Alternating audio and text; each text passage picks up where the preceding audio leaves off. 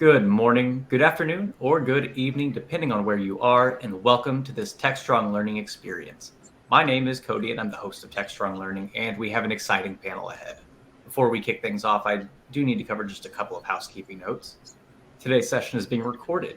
If you miss any of our discussion, maybe you'd like to rewatch or share with a friend. You'll be receiving an email with a link to access this on demand shortly after we conclude our live session today. If you look over on the right side of your screen, you'll see there are a couple options to engage with our panel. The first of which is the chat tab. So I'd like you to start warming that up for me by letting us know from where you are joining. For any questions that you may have, we'd like you to direct those to the Q&A panel to the right side of that chat tab. And if you click the handouts tab, you'll see that we have the top 5 Kubernetes mistakes you're probably making. It's a white paper provided by Fairwinds.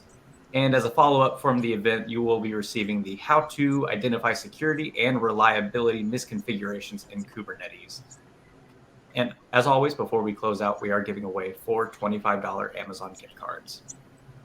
The topic of our discussion today is Kubernetes security, and I'm joined once again by Robert Brennan, Vice President of Product Development at Fairwinds, Neil Carpenter, Principal Technical Evangelist at Orca Security, Nung Bedell, CRE and SRE at Fairwinds, and leading our conversation today is our very own Mike Vizard, Chief Content Officer at Techstrong. So I'd like to thank everyone for joining us once again today.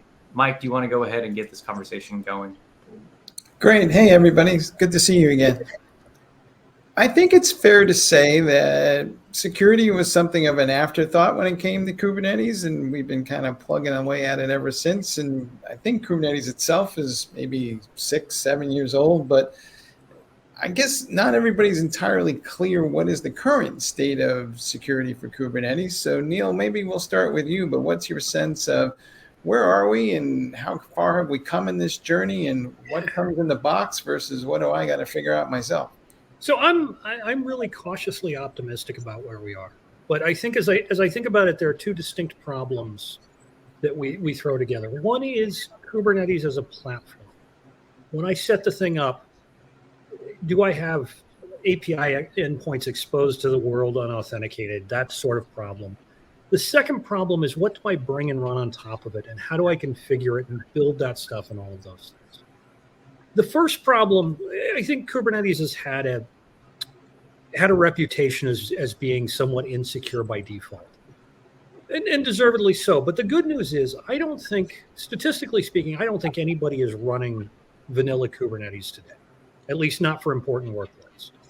They're running one of the cloud service providers, EKS, GKE, AKS, one of the other ones, or they're running OpenShift, or they're running Rancher.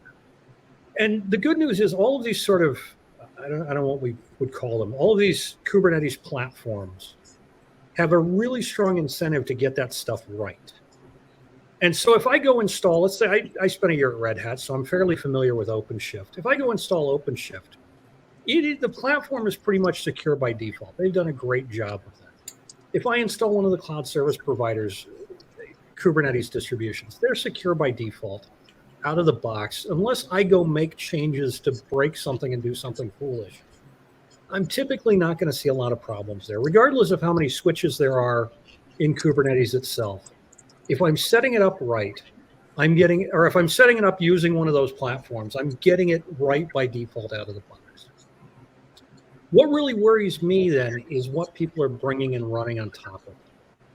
The applications they're building, how they're configuring them, where they're doing things that they're not looking at appropriate guardrails and introducing risk by running applications as root on top of Kubernetes. There's a million different misconfigurations there, but that's the space that I think is really interesting today. And doubly so, one of the other things that I've seen happen over about the last 2 years is that software is starting to be distributed to people as Helm charts or as something to run on top of Kubernetes. And so now you have this problem of how do I know what I'm getting from my vendor is in good shape as well? How do I approach that? And I'll just throw out one of the first place I saw this, and it's a fascinating space. But if you don't know this, all of the infrastructure underneath the 5G networks for cell phones runs on top of Kubernetes. So your telecoms are getting these packages of container images and configurations from the upstream vendors like Nokia that they're then figuring out how to run securely on their Kubernetes clusters. And so it's a whole sort of frontier. And now you're seeing cloud packs from IBM coming in this same sort of format, and all sorts of other things starting to be deployed, starting to be delivered as, here's something you can run on top of Kubernetes. So that's where I think the problems are today. Those are the ones that are most interesting to me. But, Nung, Robert, what do you guys think? Yeah, go ahead, Nung. Yeah, I agree. One thing is like, since Kubernetes is the new word and the new thing on the block, people tend to just want to focus on the name. It sounds strange. It's new, therefore it has new vulnerabilities. But in I think most of the sense, it's back to container security. And if you have insecure containers that you're delivering, whether you deliver them in ECS or any other container management system or in Kubernetes, you are still exposing yourself to the very similar type of attack vectors. And just put in chat as well, you mentioned Helm charts. Today was made aware of a CVE that is targeting Helm charts. So how apropos. And we didn't even pay them to do that, which is great. Robert, one of the issues that people run into, I think, is, when their perception is that Kubernetes is insecure by default, is that the people who built Kubernetes assumed that there was going to be platforms on top of this, and you weren't really going to be playing with these lower level APIs. And yet, surprise, surprise, folks played with the lower level APIs because they have DevOps teams that were messing around with this, that, and the other. But do we really need more of a higher level of abstraction to manage Kubernetes security? And what does that look like? And, is that something that makes the whole security equation more accessible to mere mortals? Yeah, no, it's a great question. I think the companies we've seen be the most successful with Kubernetes do put together that platform on top of Kubernetes. So you have like a core infrastructure team, a core platform team, essentially setting up guardrails. Neil mentioned the word guardrails. I think that's a great word to describe it. That gives their development teams kind of the levers that they need in order to get their application running, and it allows them to push the responsibility for setting up things like environment variables and CPU and memory settings onto the development teams. But those platform teams can control like whether things are running as root, whether images with known CVEs are allowed, things like that. And it kind of it allows a lot of the responsibility to be put onto the devs without giving them all the foot guns that come with that. Yeah. And we're starting to get a pile of questions going already. So guys, keep them coming. We will get to them all soon. If Neil and Nung want to answer them in the text, great. If not, we'll keep it going audio, or we may do both because not everybody's reading the text and everybody wants to hear the questions as well.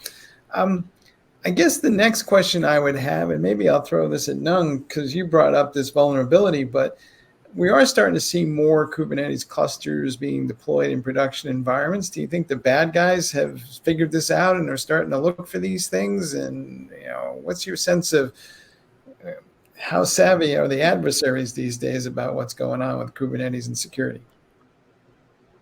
Yeah, I think the bad guys are definitely out there, and they're the bad guys and gals, and they're figuring out different attack vectors. They have. They're first trying to figure out if you are running your containers, where you're running it, and then once they identify that you have Kubernetes, that gives them a whole another list of things to check off and test for.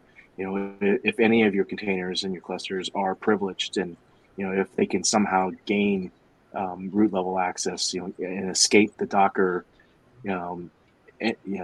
runtime, and then get into a node and compromise a node, because then once they compromise one node, they can do things like in a large cluster start dropping Bitcoin mining agents in there, and utilize all your resources to fatten their purses. And you mentioned that, sorry, Go ahead. I had to go back and look. So the first publicly acknowledged Kubernetes incident that I'm aware of was in 2018, and it was Tesla. There was a ton of coverage of it, before EKS, before GKE, before all of the managed Kubernetes platforms, they had stood up a couple of Kubernetes platforms in AWS, accidentally exposed unauthenticated API endpoints to the internet, and somebody came along and dropped a bunch of cryptocurrency miners on them. Which I think is sort of the base. Using somebody else's CPU to mint money for you is a very quick way to monetize a compromise like that. Mm-hmm. I think we are going to see attackers get better at this. I think I talked about early in the year when people were asking me for predictions for 2023. I suspect this is the year we'll see ransomware affecting cloud properties and Kubernetes in particular. I haven't seen a ransomware incident on Kubernetes yet, but it's an ongoing. It's the way that attacks are being leveraged. I think we'll also see over time more targeted attackers going after data that Kubernetes is managing and using it as a springboard to interesting data being processed in applications. So all this stuff is coming. The same things we've seen happen on-prem, we've seen happen against SaaS applications. It's all attackers are going to go wherever the money and the data is. Robert, to follow up on that and to what Nung was saying, do we take the current attacks seriously enough? And I'm asking the question because a lot of people think that cryptojacking is a nuisance crime, right? It's not really, a serious threat, and they probably, ignore it. And yet, it does show that the environment has been breached, and more than likely, it seems to me that somebody's going to start selling that backdoor that they created. So, is there more adventure to come? Yeah, and I mean, there's plenty more you can do, but beyond crypto mining, right? It's the easiest way to monetize, as Neil pointed out. But if they can find data and sell that data, or just sell their access, like you pointed out, Mike, I think that's all stuff that we should be worried about, right? Nung said, if they get access to one of those nodes, they can start mining Bitcoin. That's definitely true. They can also see all your secrets that are stored in your Kubernetes clusters. So your database credentials are in there. Any credentials for cloud providers, cloud integrations, things like that. They basically have the keys to the kingdom. So there's a lot more to worry about in terms of data loss, in terms of consumer privacy, things like that. All right. We have a question from one of our attendees about the notion of the base image security. I'm not sure that we all have a good handle on exactly what the question is, but it seems to be about whether or not the base image is secure and what's the criteria for choosing the base image. And I was just waiting for one of you to raise your hand, and Nung is there. Yeah, I have thought about it, and I think what the participant is wondering is base image in the sense of code scanning. You're scanning your repos for any type of vulnerabilities identified by logged CVEs. Then those get compiled into Docker base images, or you're grabbing base images from a repo, and you don't necessarily want to just trust the maintainer of the repo that they've covered all the bases with regard to known vulnerabilities. So you want to scan those things, and those are great. They're I guess proactive, but they still don't protect you against a zero-day events. And having implemented a zero trust policy is another tool that you can have in your toolbox to prevent zero-day attacks that image scanning is not going to protect you against, because 0 days they just discovered a new vulnerability. It's not in your library that you can reference, so therefore you are vulnerable. And the only thing to protect you is a best practice implementation in your cluster and in your processes. Yeah. Sorry, go ahead, Robert. I was going to say, I totally agree there. And just in terms of, I think the participant asked for criteria for choosing a base image. We like to go with Alpine because it's much smaller than, say, an Ubuntu image or something like that. The big thing I would recommend, though, is just being consistent, right? Throughout your organization, use the same base image so that when a CVE gets announced, you know exactly where to go, what version to update to, et cetera. So we use Alpine everywhere. There was a recent vulnerability that showed up in the Alpine image, and it took us 2 seconds to just, run one script, update the Alpine image everywhere, cut new releases of every image, and we were done with it. Whereas if we were using Ubuntu in half the places, it would have been a lot more tricky to figure out what version do we need to be on, et cetera. And I was sort of wondering if maybe that was part of the question as well, was base OS image. Yeah. And I think it is an interesting conversation about sort of Alpine versus Debian Ubuntu versus CentOS and RHEL. And I think Red Hat has done some interesting sort of minimal images lately as well. There's a lot to think about in there, because I probably don't. I have the opposite of an affinity for Alpine, because vulnerability scanning in Alpine has been not as perfect and not as sort of well documented in my experience as, say, Debian or RHEL. So I'm sort of looking at which images do I feel like I can get the best vulnerability data, the best scanning, the best information about. And then, of course, on top of that, you have some people who go with distroless images, where you're building from essentially a blank slate.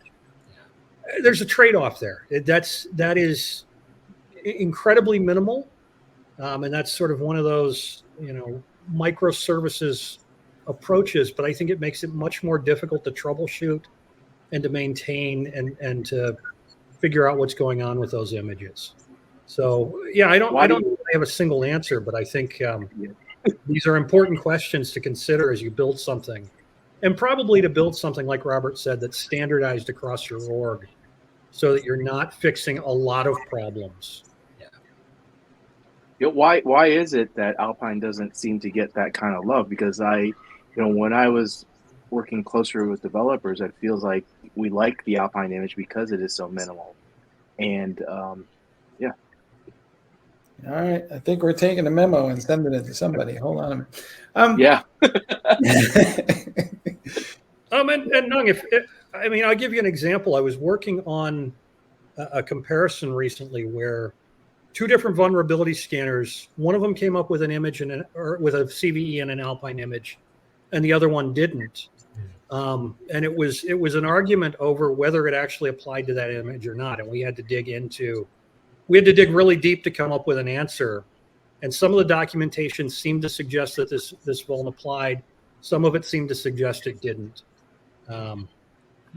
Finally came to the right answer, and the right answer was it didn't apply, because anyway, they didn't include this particular module in BusyBox, thus it didn't actually apply. But the data was not consistent on it, so it was difficult to answer that question.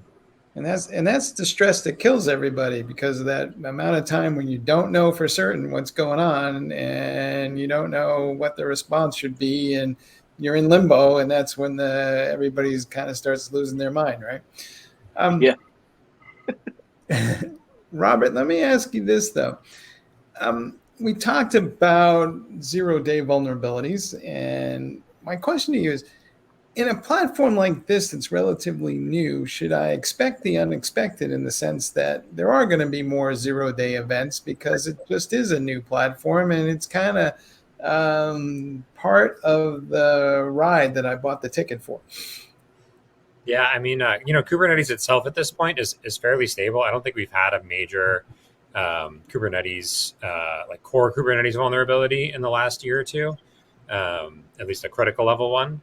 And it is nice that the cloud providers do, if you are using EKS, GKE, et cetera, the cloud providers take care of a lot of that for you. They can upgrade for you. They kind of force you through upgrades a little bit, which is nice. The place you should be worried about those 0 days popping up is inside your container images more than anything. There's a lot going on inside each of those container images. And yeah, there's new vulnerabilities being announced every day, like today with Helm, vulnerabilities in Git, in all your dependencies for your application. If you've got a bunch of different containers running in prod, which every Kubernetes cluster has at least a few dozen, there's vulnerabilities popping up all the time, and staying on top of those could be really hard. All right, we're going to go round robin in a minute for your pet peeves for Kubernetes securities and things you wish people wouldn't do, but I'm going to take one off the table immediately, because Mine is the assumption that the container is only going to be running for a few seconds, so no one's ever going to see it, and therefore I don't have to worry about its security, because meanwhile, we're going to reinstantiate that same insecure container 5 seconds later, right? But that's just my favorite. Nung, we'll start with you. What's your kind of favorite pet peeve of the day that you wish people would kind of think about more, and so you wouldn't run into it as often in terms of help calls and support? I'll take the one I mentioned earlier, just running as root and not developing your container to run as a user. It's fundamental. And can you explain, or do you have any insight as to why do people keep running stuff at root? I mean, we've been telling them not to do it forever and a day, and it still happens. Well, it's easy to develop as super user, so you can do anything you want without any system telling you, nope, you don't have access to this. So I think it's a habit that some people form right from the beginning, because you develop it on your computer and you run it there, and it worked on my computer, so it should work anywhere else. And they don't get around to hardening it or testing it. It's just a second thought. Ship it, feature. Get that out the door. I want to be done winds up being the most troublesome thing there is. Neil, what are your thoughts? Is there anything out there that you look at and you go, wow, this is just, we're better than this? Yeah, this may not be a single pet peeve, but I find that security architects, when they approach Kubernetes, focus on complex solutions and they forget about the simple things. So I've talked to a lot of people, as an example, who were really super focused on like Istio and service mesh and things that are a 18-month journey for a reasonably strong organization, but they didn't have vulnerability scanning and sort of posture management in place, right? So generally speaking, I want people to focus on those simple wins first. Build up, get 80% of stuff covered before you worry about the most 20%, the most complex 20%. Right, because the bad guys aren't going to do any more than they have to do. Right. I mean, most of them, it's running from the bear, right? I don't have to run faster than the bear. I have to run faster than you. There you go. Robert, any pet peeves? Yeah, I would say my big one is, as a developer, I really want to see, the platform team put guardrails in place to help me understand, what I need to do in order to get my app running securely, right? So Doug mentioned, like, developers, they just want to run it as root because that's the easiest thing to do, right? What I want are guardrails in place that say, no, you're not allowed to do that. You can't ship your application until you fix X, Y, and Z, because that helps me. Because since I'm a Kubernetes developer, I understand Kubernetes well, but your average developer doesn't really know what it means to run as root versus non-root. They don't know about running as privileged, things like that. We don't know what we don't know. So having a platform in place that's going to give us warnings or block our deployments when we're trying to do things that aren't secure is super helpful, because I don't need to go, reading all the Kubernetes documentation and become the Kubernetes expert in order to get my application running. Yeah. We have a question from the audience who wants to know if there's any specific security concerns about accessing Kubernetes from a browser that they might want to be thinking about. Is there anything in particular, Neil, that comes to mind there when you look at that, or? I think sort of all of the typical concerns are going to apply there, right? If I'm getting to Kubernetes and they said CLE, I'm not sure if they mean CLI, like using I don't know, Google Console and opening up the CLI and starting to type kubectl. First of all, authentication is a big deal there, right? If I can get to the control plane through a browser, I want to make sure I'm properly authenticating and authorizing the people who are doing that. Typically, like I use lots of cloud services in a fairly insecure way because I'm an architect. I'm an evangelist now. I'm not doing anything production ready. I'm just demonstrating stuff, right? So I have a Google Cloud account right now that doesn't have MFA turned on. I shouldn't announce that out loud, but I don't have anything risky there. All of my ops people and developers and engineers absolutely have MFA and have everything properly locked down to make sure that access is valid. Typically, I would take that a step further I would only want to ever be able to access clusters that were not production directly. If it's dev, if it's test, that stuff is great. Pound at it, make sure it's properly authorized and authenticated. But in a perfect world, I think production clusters should never be touched directly. They should all be behind pipelines that manage everything, and it should all be sort of rational and automated, and not have human hands touching it. All right, Robert's head is going up and down in violent agreement. So you want to add something here? Yeah, no, the thing I'll add to build on that is utilizing role-based access control. So making sure that the right people have access to the right stuff and only what they need access to do their job, right? So, you may give, one or two SREs access to those production clusters, but you don't want to give that to every single one of your devs, right? Those devs should maybe have read-only access to production, or they should have, access to certain resources, but not others. You don't want them modifying things in Kube system. You only want them modifying things in their namespaces. So it's kind of up to you how you want to partition out all that, all those roles, but making sure you have separate roles for devs versus SREs, making sure you're, tightening down the admin role as much as possible. Things like that are super helpful. All right. Now, who's in charge of Kubernetes security these days? And I'm asking the question because we got a movement to shift left. We got a movement to shift right to put more of the responsibility on the IT operations team. And then, of course, there's the security people. And sometimes I feel like I'm watching a baseball game where the left fielder and the center fielder and the shortstop are all screaming, "I got it," and the ball just drops in the middle. So what's your sense of who's in charge of this thing? Well, yeah, it's kind of funny. As you talk to the infrastructure, me coming from the SRE CRE side, right? I'm pointing over to or down to the developer. And then when Robert gets the question, he points up to infrastructure with guardrails. And yeah, you're asking shift left, right? So the first line of code gets written by developers. That's as far left as you can go. But maybe you can go further left with possibly, the business design and everything, like in management, getting behind putting in guardrails. So that's the infrastructure team being involved, and then back to the developers. But I think the responsibility is the entire company, because you can't just leave it up to one team to think of all of everything.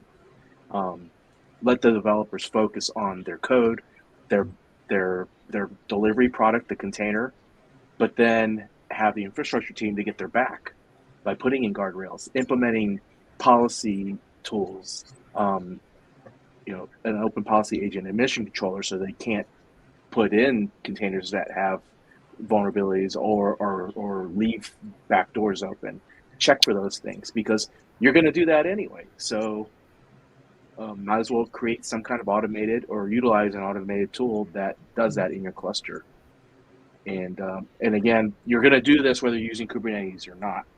So it's just, I think the whole thing just shifted where folks were looking at all the different cloud services. And remember when cloud was new? Well, cloud's not secure because cloud was the new buzzword. And everybody was like, well, how do you make cloud just as secure as on-premises, bare metal? The same attack vectors are there, maybe more, and you're discovering them.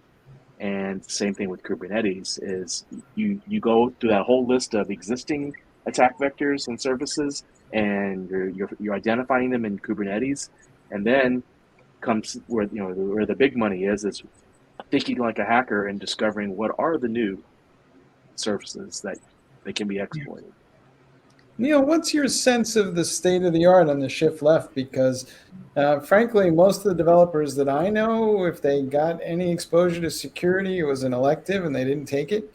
And then we're surprised when we give these guys tools and there's misconfigurations. So, what's real here? Yeah, and honestly, I hope that's not the case anymore. The SDLC is like 20 years old now. So hopefully our developers have started to be exposed to security every day, and as part of their process.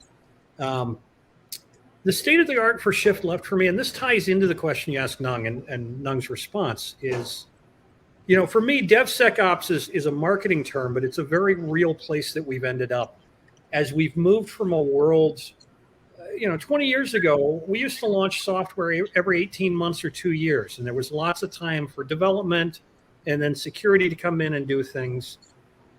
We've now gone to the point where I talk to people who are launching new software, new updates daily, sometimes every few hours. And so that cycle is shortened. We've got to get we've got to get security into it to stay ahead of it. We don't want to ship things that get compromised, right? So for me, the state of the art and shift left, tying this all back to your question, the state of the art and shift left is where my security checks, my guardrails, show up in the same way as I'm doing other automated testing in that pipeline. So I check something into GitHub, and there are a bunch of things that run. It might run a linter to make sure I'm not writing terrible Golang, which I would because I'm not a developer, but or whatever else. But at the same time, we start running security tests to say, oh, well, in your go.mod, you've got this package which has these known vulnerabilities you need to update to this. And then integrating that all the way along. When I build my container image as part of my CI/CD, as part of delivering that into dev, test, prod, I'm going to have integration testing and unit testing and performance testing and all of these sorts of things. And as a developer, I know if I ship something and it breaks my test, I'm going to have to go fix that before I can actually push to production.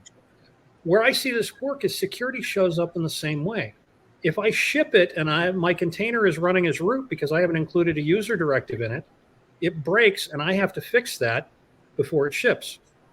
And so now we're taking all of these security concepts, we're taking policy, and we're turning it into automation that works in a way developers understand. And so for me, that's powerful. That's where we really get to where we're going. And I saw a company that did this. They started on this journey about 2 years ago. They did such a great job of building it into it that all the developers now just understand this is the way it works. I have to pass these security checks to deliver something. In the same way I have to use spaces, not tabs, or tabs, not spaces, or whatever your thing is, right? It's just automatic. It's built in. It's right there, and it's very clear what you've done and what you have to do to fix it. Robert, do you think that the adoption of Kubernetes and the complexity and the awareness of what's required for securing software supply chains is in some ways helping to force the DevSecOps conversation a little more aggressively than you might have seen in the past? We've been talking about that for some time now, but organizations are running into a range of technical and cultural issues to try to make all that work. But does this become the place where we actually where that proverbial rubber meets the road, right? Yeah, I mean, one of the really nice things about the Kubernetes world is that Kubernetes provides a uniform interface for doing things like scanning for vulnerabilities and things like that, both Kubernetes and containers, right? So it's a lot easier to automate some of this process to get scanning set up, in a way that's consistent. You see, so the same open source tools getting deployed across organizations. So it's becoming easier to kind of push that feedback in a uniform way back to developers. So I think it is helping things quite a bit.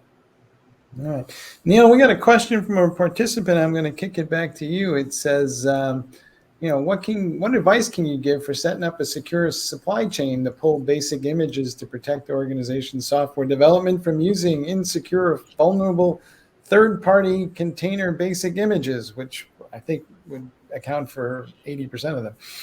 Yeah, Alex, that's a great question. Sorry, it was Alex who asked the question. I was looking at it as well. But Mike, that is also a great question. I think there are a couple of basic things, right? The first one is it starts with policy. It starts with security architects, security leadership writing this down and saying, here's how we're going to manage this. Here's what we're going to use. We're going to use only Alpine-based images, or we're going to use only RHEL-based images, or whatever that is. Start there. Figure out, okay, that gets you so far because you're going to want, a standard Python image or a standard Golang image or a standard, whatever you're building on top of. Make a decision. Are you going to build those things internally and take on the test burden of doing that? Or are you going to use something externally And if so, identify how you can trust that external image. And so now we've got policy down to a place I can start putting technical controls in, right? I can start saying, if I'm scanning, say, my Docker files before I ever build, I can say the from directive has to be in this list. It has to come from this registry, this repo, so that I can't even build something that comes from an image outside of the images I'm deciding on. I can potentially, as I sort of scale up in complexity, I may be using something like Artifactory, where I can start creating essentially a proxy for even pulling images and putting a control in place. Even if somebody builds something outside of where I can enforce my checks, at the edge of the network, I can say, hey, you can't pull that. It's not in our list of approved bases. And then I think, once again, as you write that policy out, it's a matter of figuring out what the right checks are, where you build them into that pipeline to find those things. All right, Nung, do you want to add to that? Because you're having a little sidebar conversation here about the Codalorian or the Mandalorian, I think, or some variation of that. So are patterns starting to emerge that we can think about here in terms of how to institute DevSecOps in a way that people will not resist? Working off of Neil's discussion, putting in those tools to scan your he mentioned Artifactory, and that's exactly what I was thinking. Is you have all your images pulled in to a place that you can control, and you can install those image scanning tools, code scanning tools. And someone, participant 706, asked what is the best way to integrate security in a Kubernetes pipeline. And you think about your code pipeline to get into those clusters, and that's exactly one way to do that is to have in your build server all those governance tools that can scan your code. You have a build pipeline already prearranged, and someone goes through and has a control on that. It's in on a secured server. For your build server is protected, and the products that it builds, the images, go into a repo that you can control, and then you have something that governs that as well. And then, of course, the predefined pipeline to ship it to your environments, and locking down your QA and your staging environments as in a similar fashion as your production environment. So that way, when you ship these containers, they're going to behave in the same manner that you want them to in production. And if you have those same guardrails in QA, or you're able to identify them right away, so that there are no surprises that perhaps you were trying to do something in your container that is not going to be allowed in the more secure environments. Yeah. Robert, what makes it hard to create these perfect development chains and pipelines? Because Nung and Neil made it sound real simple, and yet it doesn't seem like many people are able to accomplish that. So from your perspective, what is it that hangs everybody up? Yeah, so I would say that the real issue is that you have several different points along the pipeline where you need to integrate. So at Fairwinds, we like to think of it in three pieces. One is at the time of CI, so scanning every pull request for the infrastructure as code and what's changing there. Next would be the time of admission. So as things are coming into the Kubernetes cluster, being able to check them there and kind of stop them at the door. That way, if somebody bypasses your CI/CD pipeline, maybe they're trying to edit something directly in the cluster. Maybe it's a break glass situation and they're trying to fix something. You have a chance to say, no, this is insecure. You're trying to run as root. You can stop it at the door. But then in addition to that, you want to be scanning your live production environment kind of continuously, so that, if say you roll out a new policy or a new vulnerability gets announced, and you've got a container running in production that maybe passed in CI, it passed in admission, but now this new vulnerability has been announced a day later, you want to be able to catch that and say, oh, I know I'm running this vulnerability in production. I need to re-trigger that pipeline and make sure that it rebuilds without that vulnerability, and I can stop that. So the big issue is that you need to be integrating in three different spots. Mm-hmm. And it seems like the goal should be that I'm trying to get to some sort of zero trust nirvana, and yet a lot of people feel like the term zero trust isn't feasible because there's a million dependencies everywhere. So Neil, what's your sense of what's real and what's not real about zero trust, and especially in an environment where there are more APIs than I can shake a stick at? Yeah, I mean, I think So zero trust, the term is certainly overused and applied to everything and slapped on like a label. We could, in the security industry and in technology, we could come up with a million examples of that. All the single panes of glass I've worked with over time, et cetera. But the concept is very, very solid. And the concept is just, everything, to some extent, I have to think of everything as public. I have to think of everything as accessible.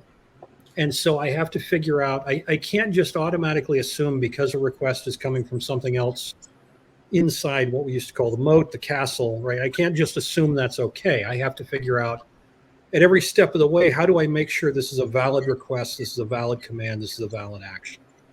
And I think, honestly, as you move into Kubernetes, containers, cloud native, microservices, all of these things, it's the perfect place to do it because you've broken it down into these components now, and you can start really setting those boundaries and figuring out where they are and codifying them and building them out. Ultimately, once again, this is, I said earlier, focus on simplicity. You don't have to solve every one of these things at a time. It's okay to have 20% trust before you get to 0% trust, right? But let's knock these things out and let's focus on the philosophy of how we want to approach it rather than on the specific products or on having to accomplish this and crush the whole thing all at once. Now, what's your thought on this? Because one more. Yeah. Go ahead. Sorry about that. The answer is there's also two ways of understanding like the term zero trust, right? Zero trust meaning absolutely no trust. Then there's also zero trust. We're addressing 0 day, meaning the immediate threat that just showed up, right? The one that you didn't prepare for or you couldn't think of, but hopefully you did prepare for it because that's what zero trust is. It's that journey to getting that perfection of absolute. Ask, question everything. Don't trust, but verify all your applications that they are communicating in the way that you designed them to communicate. They're delivering the packets that you want them to deliver and are expecting, and implementing policies that give these services and these workloads the least amount of privilege in order for them to accomplish their work.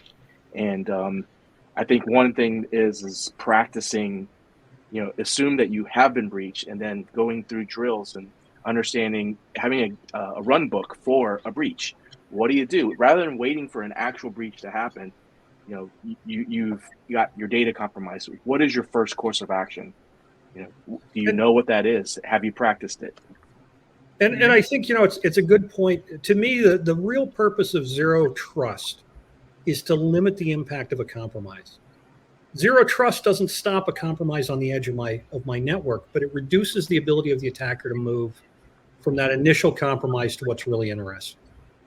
And so that's why I think of it as a philosophy and not a single thing. It's how do I start limiting, if I compromise any single asset in the environment, how do I limit the ability of that attacker to make use of that and move further into the environment and get to more interesting things? And that's a key. Like, you've got to be doing that. I almost never use the term 0 day vulnerability because my previous life was as an incident response investigator, and I did 13 years of looking at when things went wrong. And in that time, there was maybe once that a 0 day vulnerability was one of the root causes of it. People get compromised via unpatched known vulnerabilities, poor configurations, bad decisions, 1,000 times more frequently than they get compromised by something that wasn't previously known. But once again, those things are trade-offs, right? Things aren't patched because it's hard to patch, or you can't reboot that, or you don't have a window, or you don't have the right tools, or whatever else. The configurate, all of these things, you've got to plan ahead and think, all right, I have these vulnerabilities.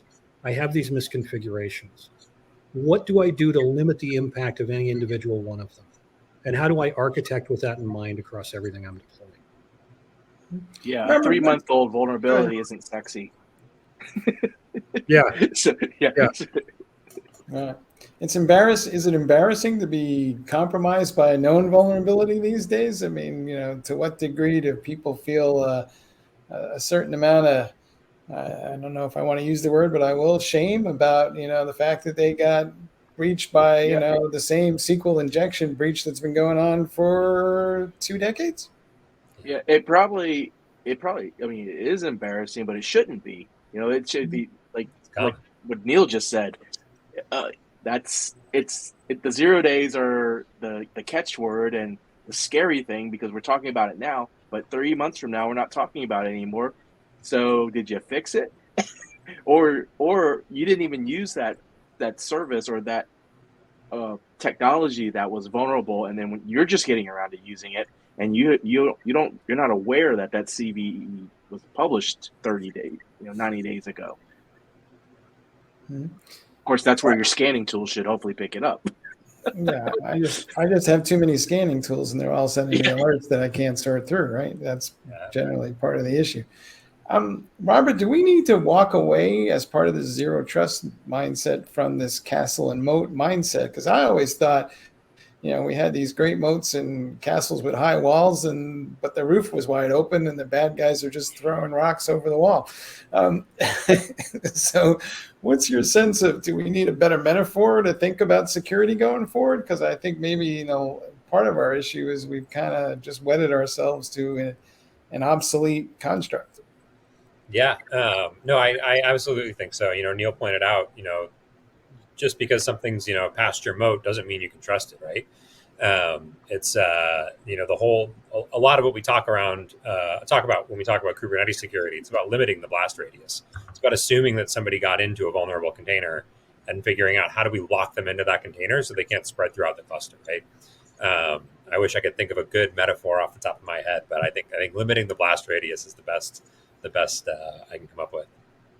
I guess micro segmentation wherever we can find it. Hey, like it or not, but the compliance people have played a large role in at least incentivizing us all to do some level of security, and we can argue it's checkbox security, but it's something, and usually better than nothing. But I guess, do you think that, Neil, the compliance people are starting to figure out this whole Kubernetes thing, and they're going to start asking some tougher questions soon, and maybe even the insurance guys will show up behind them saying, "Hey, this isn't going to suffice, and we'll get better." Yeah, I think we've seen great movement. First of all, on the platform, right? We had CIS Kubernetes, and I'm trying to think, I don't know, 2019-ish, that was really difficult because we had EKS, GKE, OpenShift, all these other things coming. What's happened in the intervening years is we've seen CIS GKE, CIS EKS, CIS, for all of these platforms getting much, much more specific so that we have good benchmarks for the specific Kubernetes platform that I'm running on, good compliance. So that, I mentioned early at the start, I said, if I deploy, say, EKS, I'm in good shape unless I go and do something stupid. CIS gives me a set of guardrails for that so that I can hopefully in an automated way, hopefully I have tooling that goes and does this and returns back and says, oh, you've drifted out of desired compliance. You're not doing this and this. On top of that, I think a lot of the more specific sort of frameworks are now focused on some of the application security pieces, the second category, if you will, that I talked about how do I manage securing and deploying this thing, and am I doing that appropriately? So yeah, I think compliance sometimes is a checkbox, but I think if you're doing it right, if you're doing it effectively, compliance is a canary that tells you if there's a gas leak in your coal mine, so to speak. And that was a really tortured metaphor, but it is going to show me. Hopefully, I'm doing things to secure the environment and the applications properly, and compliance standards and benchmarks are going to show me when I get out of that, versus I'm doing things to meet the compliance benchmarks and not caring about the actual security. Mm-hmm. Robert, we hear a lot about compliance as code. Can we get to that? Is that the guardrail that you were talking about, but it'll just be kind of part of the overall system? Yeah, I mean, so one of the things that we've actually done at Fairwinds as part of our offering around Kubernetes is mapping Kubernetes security controls back to compliance standards like SOC 2 and HIPAA. It's definitely, a lot of it is centered around, do you have these kinds of guardrails in place to make sure that your developers aren't running containers as root? to make sure that you're scanning every container image that goes into your production environment. So there is a lot of like compliance as code, as you said. It comes down to a lot of policy as code. Actually, one of the checks we make sure is that you're using a policy as code setup, so that all your policy changes are being checked in, that they're being tracked, things like that. So I think it is very important to have a lot of this encoded in a Git repository. All right, folks. Now we're going to play Mike's favorite game. It's called King for a Day. Nung, you have been made king for the day for the entire Kubernetes Technical Oversight Committee. Everybody has to bend to your will immediately. What is that one security thing that you would like to see fixed that would be at the top of your list, that would be like, guys, let's make this our focal point and fix this thing now? So I struggled with this one. I guess an auto generation of security policies. Maybe implement it, go the reverse way and deny all, and then make your developers start to deliberately open ports and communications between workloads. So that's pretty good. I like that. Neil, what are you thinking? Well, so that was one on my list. So, and so the one I'm going to throw out is partially fixed at this point, is partially done, but I think uptake has been slow.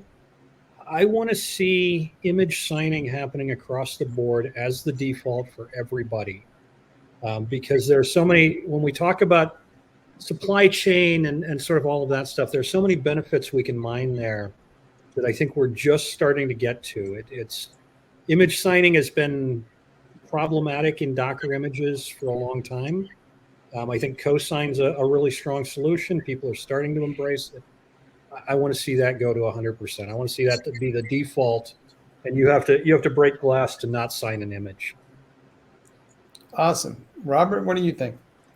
I would love to see a real clear first-class distinction between application namespaces and infrastructure namespaces.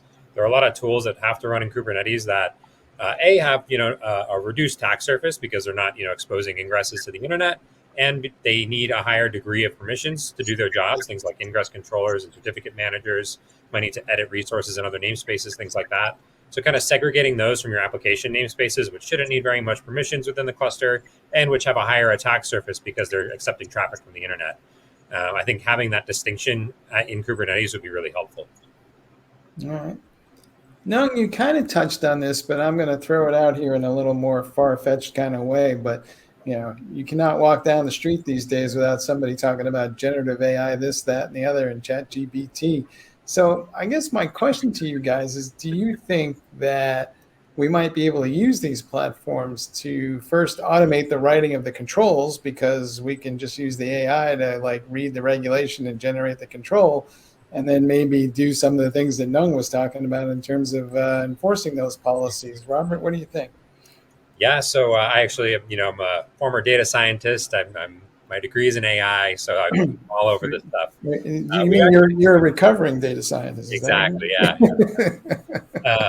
So one of the policy languages we work with is Rego, which is super powerful, but also really hard to write. It confuses a lot of people. So we've actually done some experimenting with ChatGPT, getting it to generate Rego code, and it does a really good job. If you say, I want to require label X on every deployment, but only in these namespaces, it will write you the Rego policy to do it. So it is actually, it's I think potentially a very powerful tool. Obviously, it makes bugs. You have to second check its work. You have to make sure you're reviewing that code, but it does a surprisingly good job. Neil, what do you think? I feel like you're throwing me a softball, because in Orca we released a chat or a GPT-3 driven feature recently to help people author remediations for alerts. So it's quite literally that. Okay, I've got an alert. I don't know how to fix it. Give me some ideas on how to fix this in the CLI or in Terraform or sort of in however I want to do that. And I think it's incredibly powerful. That's the sort of tightly constrained problem that I think generative AI is really good at solving today. It's not perfect. I still have to look at it and rationalize it and make sure it hasn't decided to, fdisk and format every machine in my environment. But it does a reasonably good job of, hey, I need to tighten the permissions on this S3 bucket. Okay, here's how you might do that in Terraform, or here's how you might do that in the CLI. So yeah, I'm really bullish on the possibility and what we can build on top of it. All right. Somebody wants a hoodie like Robert's there. I don't know if we can figure out how to do that, but there's a thought. None. Do you think that AI will save us from ourselves? Because part of these issues are things that we've just as humans made too complex. So maybe the machines need to save us. Yeah. It can help us, definitely. There's just too much. There's too much to keep track of. And if you break all these things down into their little parts, yes, you can identify them. You can go back to when the community addressed the particular problem and wrote some kind of code around it or came up with a process around that. But then it just gets put on the pile of everything that we're supposed to know as a developer or as a DevOps. And yeah, now we have DevSecOps, and just keep adding. Now we'll have to have the DevSec AI or ML ops, because we're going to start generating machine learning patterns, and we'll start throwing in scenarios, because part of using Chat GPT is knowing how to ask it the questions you want answered, not just, oh, it's here and just plug in a few words and go. If you know how to ask it the right questions, you're going to get a pretty good model out of it that's going to be that robust or that scaffold for your next security policy generator. All right, Robert, last one to you. Besides the fact that you are now dictating IT fashion out there and people are going shopping with your hoodie, what's your sense of, are we optimistic about security these days? And for that matter, do I need to know as much as I know today, or by this time next year, or is it going to be such a high level of automation and abstractions that I should just focus on the end result rather than the test tubes that were used to make the television? Yeah, it's a great question. I think we're seeing things get more and more automated. Like I said before, the fact that we have increasingly a well-defined API for doing the scanning and things like that, container scanning. We've got Terraform scanning. You can look through the cloud provider's API, so it's much easier to deploy the same tools across organizations to understand each of those organizations' security profile. So you are seeing a lot more and more automation, and I think automating this as much as possible. The big thing I think we still have to do is automated remediation, which I think some of the AI stuff comes along that line. A lot of different companies, including Fairwinds, are working along those lines. So once we get to automated remediation, I think we'll be in a much better place security-wise. All right. Things are better than they look. Gentlemen, thank you for being on the show and sharing your knowledge and expertise. I hope everybody got a lot out of it. And with that, I'm going to hand it back to Cody. Thank you, Mike. And also thank you to Robert, Neil, and Nung for joining us today. So I'd like to remind our audience that this session was recorded. You will be receiving an email with a link to access this recording on demand, or of course, you can find it living on the Container Journal website at containerjournal.com/webinars. The 4 winners of our $25 Amazon gift card drawing are Fabrice K, Balaji M, Vivian X, and Roshan K. So to our 4 winners, congratulations. Keep an eye on your inbox for that email. You should be receiving it in about 48 hours, but if you don't happen to see that email, do check your spam folder in case it gets filtered out.